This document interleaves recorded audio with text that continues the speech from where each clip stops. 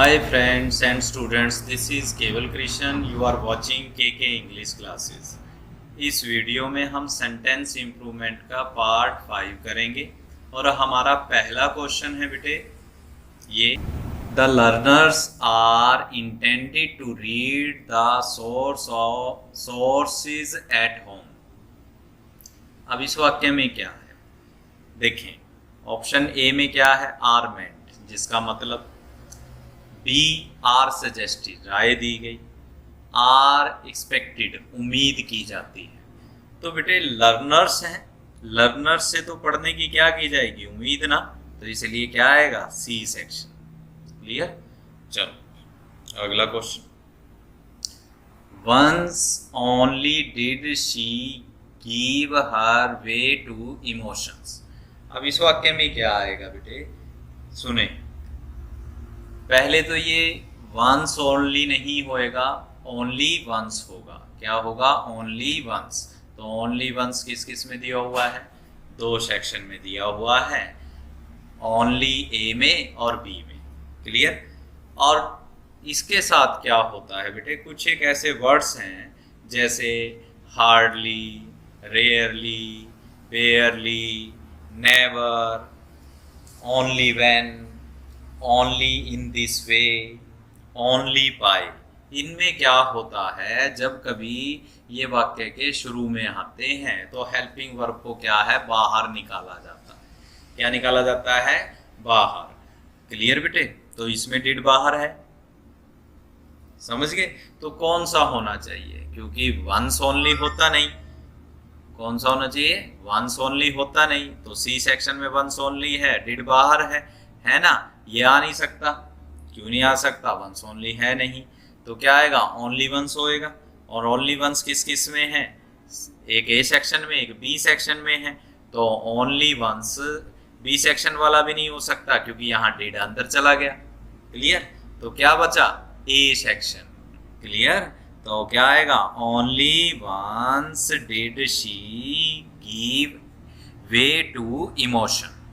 चले आगे, अगला क्वेश्चन देखिए। The government representative furnished the reporters all details. अब इस वाक्य में क्या आएगा, जो ये फर्निश्ड है ना बेटे, इसका मतलब यहाँ प्रोवाइड होता है, देने की सेंस में। क्लियर।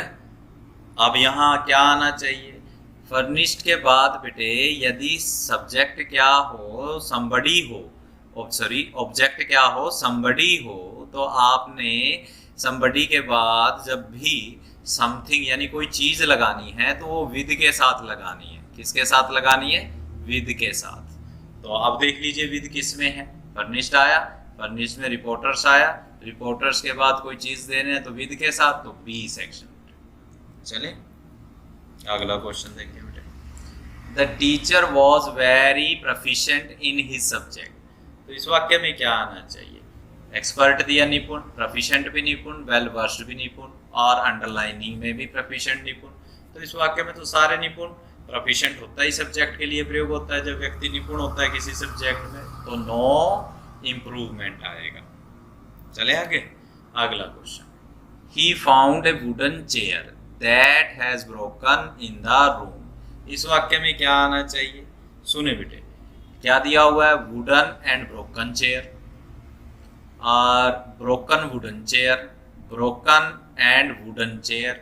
अब इस वाक्य में ही फाउंड, उसने पाया, ए wooden chair that has broken, नहीं, वाक्य को छोटा करके लिखें बेटे, तो क्या बनता है, बी सेक्शन बेटे, ब्रोकन वुडन चेयर, टूटी हुई लकड़ी की कुर्सी। ये एडजेक्टिव बन गया बेटे सारा, चेयर नाउन हो गया, ये सारा एडजेक्टिव बन गया।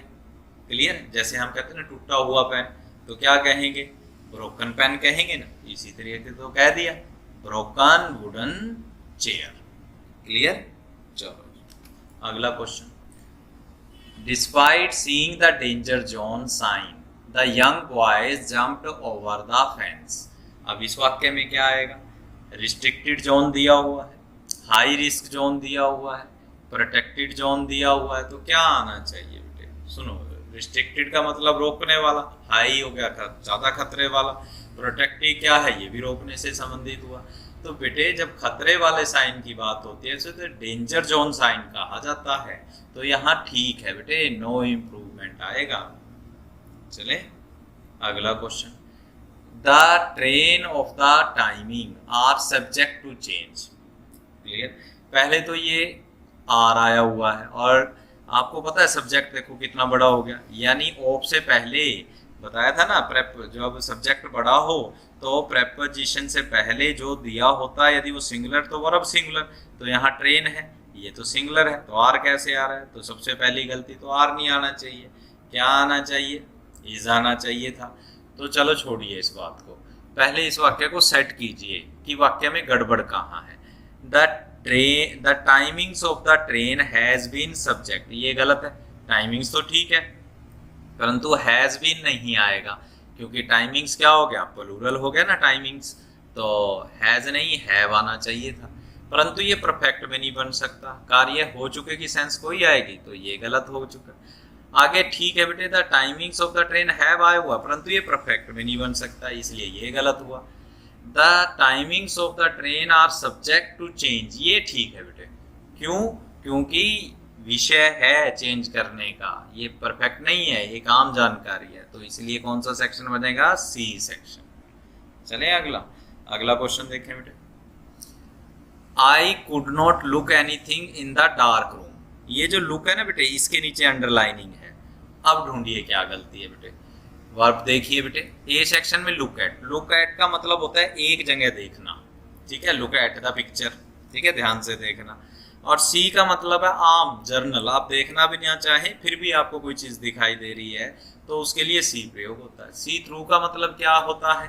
ये होता है जांचना, ताड़ लेना, ठीक है बेटे। तो अब इस वाक्य में क्या आना चाहिए?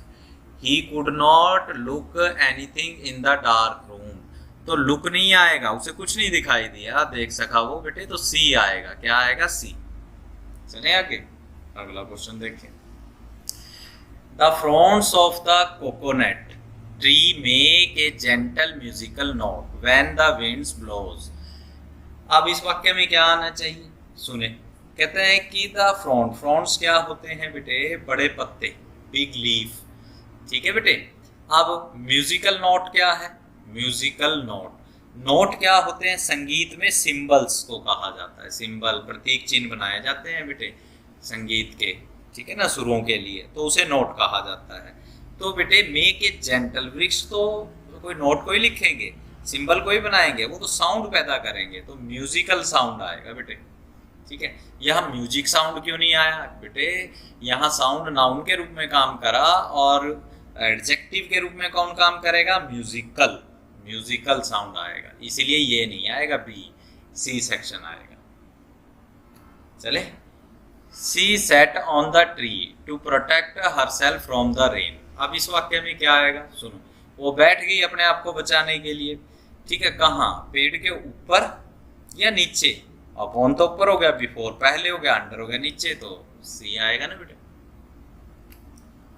I walked back home after the movie yesterday night.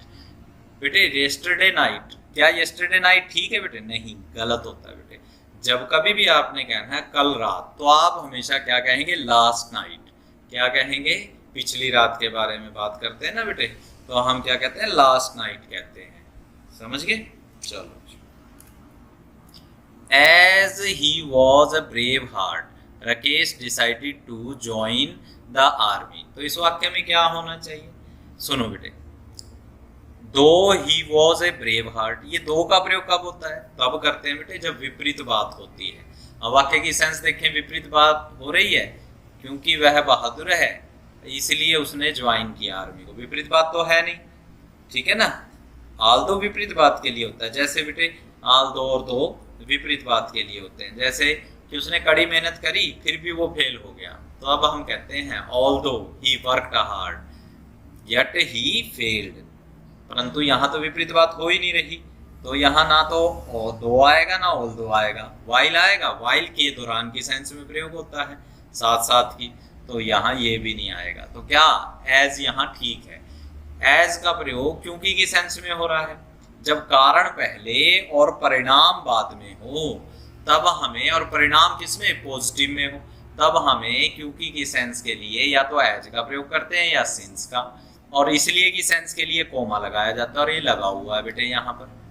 तो एज क्योंकि ही वॉज अ ब्रेव हार्ट, इसलिए उसने निश्चय किया कि वो आर्मी को ज्वाइन करेगा। समझ गए? डायमंड्स आर इटर्नल, ये तो इटर्नल का मतलब क्या होता है? शाश्वत, जो अमर है। एंड्यूरिंग का मतलब स्थायी होता है, चीजों के लिए प्रयोग करते हैं बेटे। और फॉर एवर हमेशा के लिए।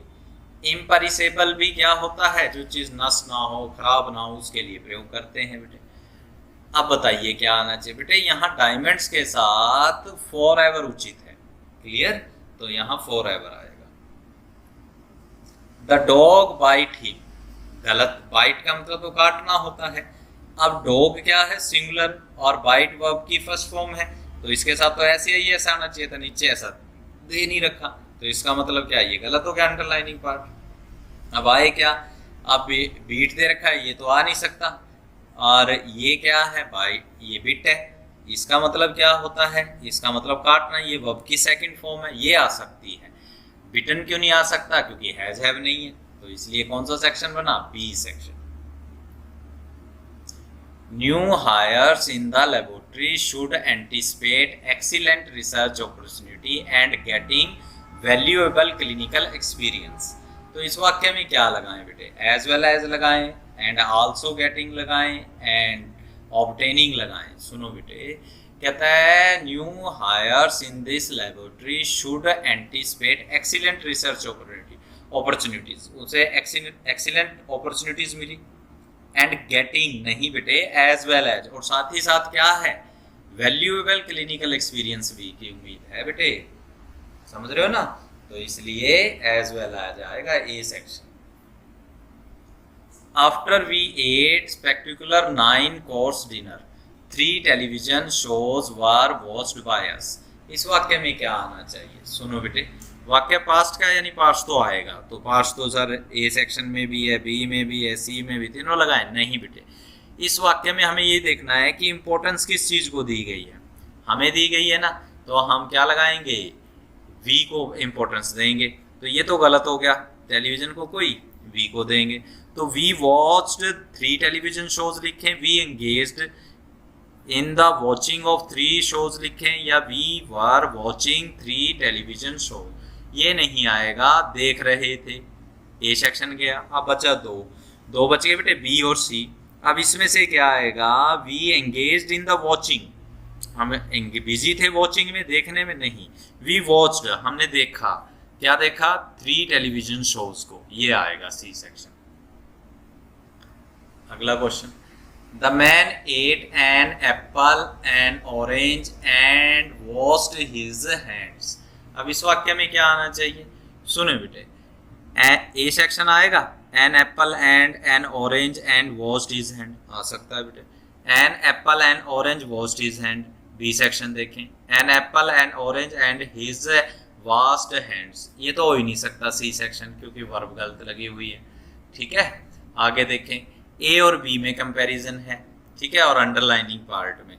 अब सुने बेटे, the man ate an apple, apple खाया, एन ऑरेंज, ऑरेंज खाया, 2 चीजें है ना, 2 अलग अलग है ना, तो इसे एंड से शो करो ना, तो इसलिए एंड लगा देंगे, दोनों नाउन आ गए। क्लियर?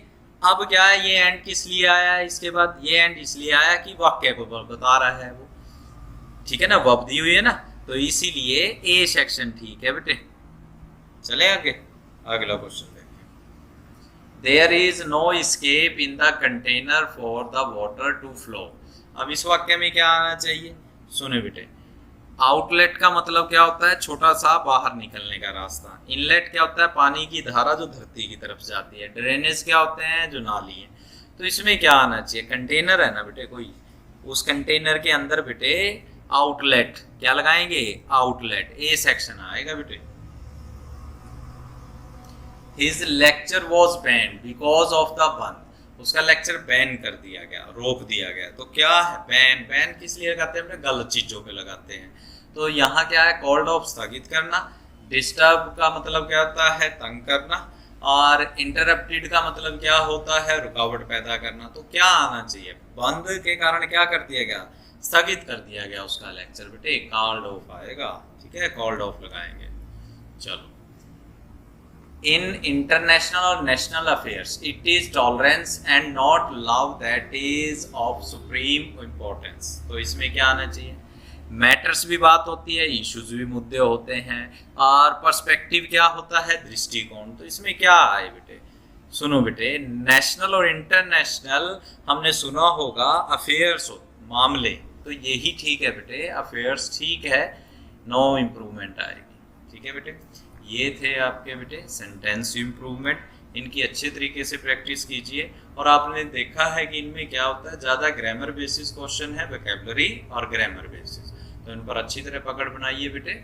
ठीक है, थैंक यू वेरी मच। और एक और बात बेटे, चैनल को सब्सक्राइब ज़रूर करें। Thank you very much, bye bye.